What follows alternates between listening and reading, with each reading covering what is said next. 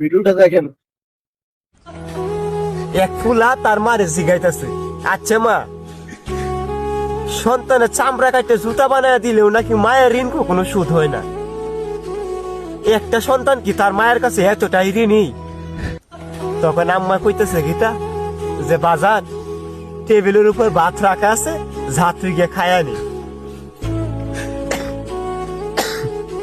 তখন ফুলাই কইতাছে যে আম্মা, আমি তোমারে কইলাম কিতা আর তুমি আমার কইতাছো কিতা? মানে পুলাই বা না তো সেইটা কইতে গেব ওরে। মাই কইতাছে আমার একটা সত্য আছে, যে সত্য যদি তুই রাজি থাকস তাহলে আমি কমু। কয় কি তাকো? যে টেবিলের উপরে ভাত রাখা আছে, এই ভাত গুলা যদি মাইকে আজকে তুই আমার মুখে খাওয়াই দেস, তাহলে তোর প্রশ্নের উত্তর পাওয়া যাবি। আবারও পুলা কইতে লাগলো যে আম্মা, তোমার আমি কইলাম কিতা আর তুমি আমার কইতাছো কিতা? কয় হ বাজান, তুই এই ভাতগুলো মাইকা যদি আমার খাওয়াই দেস, তাহলে তোর প্রশ্নের উত্তর পাইয়া যাবি। তাহলে সন্তান প্রথমবারের মতো ভাত মাখাইয়া মায়ের মুখে তুলে দিছে। প্রথমবার ভাতটা খাইয়া মাই জিগাইতেছে, আচ্ছা বাজান, ওই যে গাছের আগে বসে আছে এটা কি? তখন ফুলাই কইতাছে, কেন বা, এটা তো খাওয়া। পরে দ্বিতীয়বারের মতো মায়ের মুখে আবার ভাত তুলে দিছে। দিলে পরে আবার মাই জিগাইতেছে, আচ্ছা পুত, এই যে গাছের আগে বসে রয়েছে এটা কি? আবারও দ্বিতীয়বারের মতো ফুলাই কইছে, মা এটা তো কাউয়া। পরে তৃতীয়বারের মতো আবার মায়ের মুখে ভাত তুলে দিছে ফুলাই।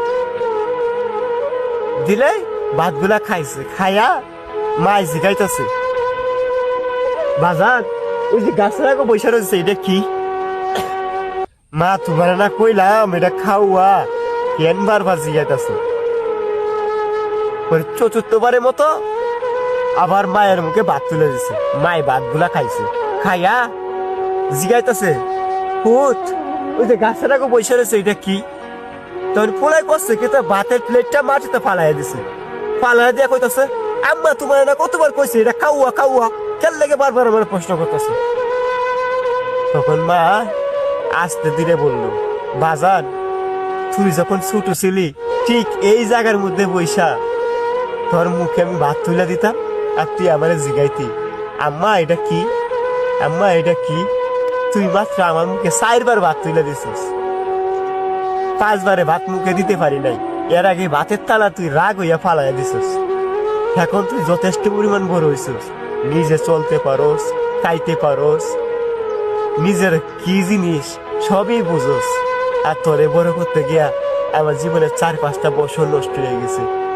তোরে ওইটুকু ভাত খাওয়ানোর জন্যে কতগুলা প্রশ্নের যে উত্তর দিছি, এটা তুই এখন বুঝবি না।